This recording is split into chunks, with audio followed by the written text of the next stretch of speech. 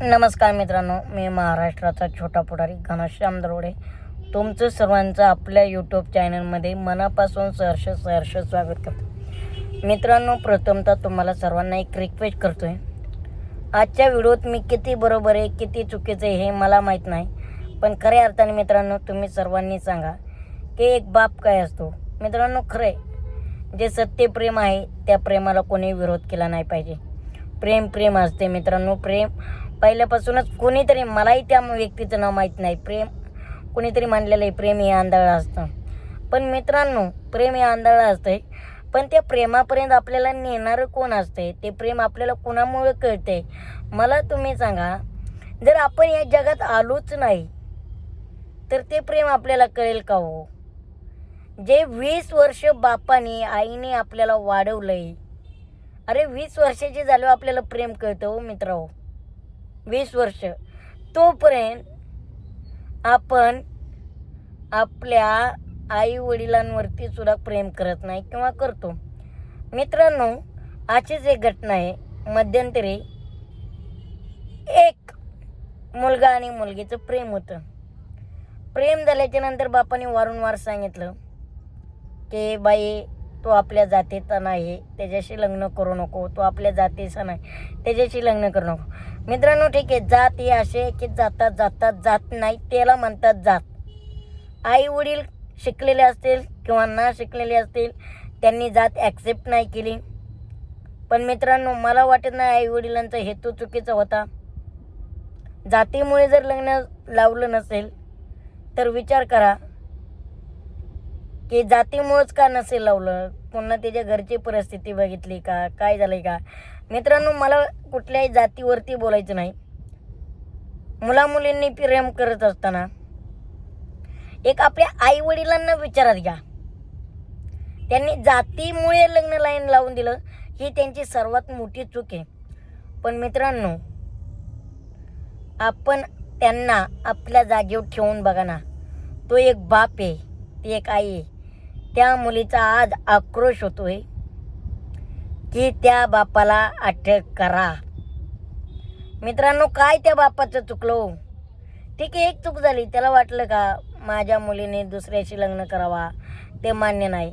आज ती मुलगी त्या बॉयफ्रेंडसाठी जर म्हणत असेल माझ्या भावाला आणि बापाला अटक करा,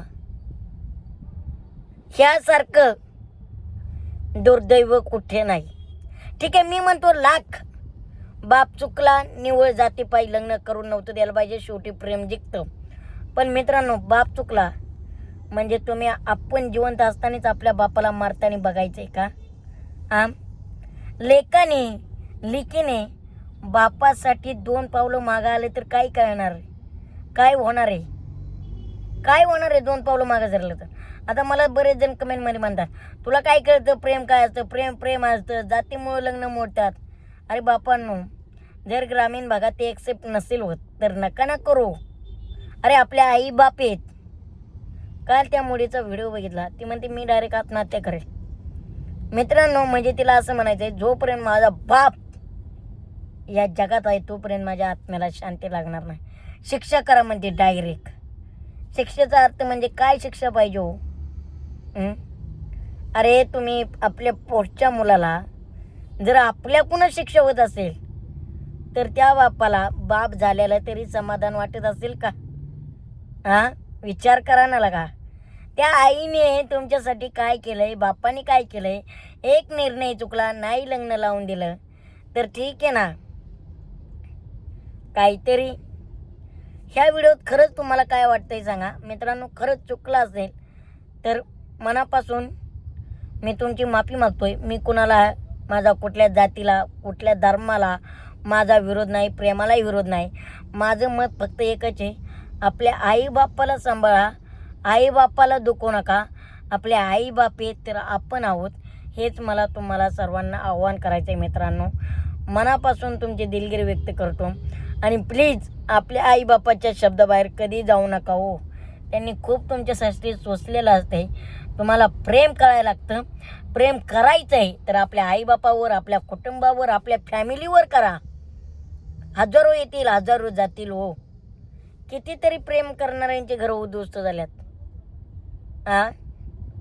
आणि एक सांगू का, खरं प्रेम एक कधीच टिकत नाही. आजही सत्य आणि उद्याही सत्य आहे. त्यामुळे प्रेम करत असताना घरच्यांना विचारून करा, घरच्यांना सहमतीने घ्या.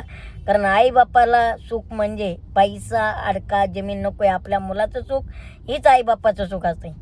मित्रांनो, व्हिडिओत काही चुकलं असेल तर मनापासून दिलगिरी व्यक्त करतो. पण तुम्हाला काय वाटतं सांगा, आई चुकीचे, बाप चुकीचा आहे का प्रेयसी बरोबर आहे? Thank you so much.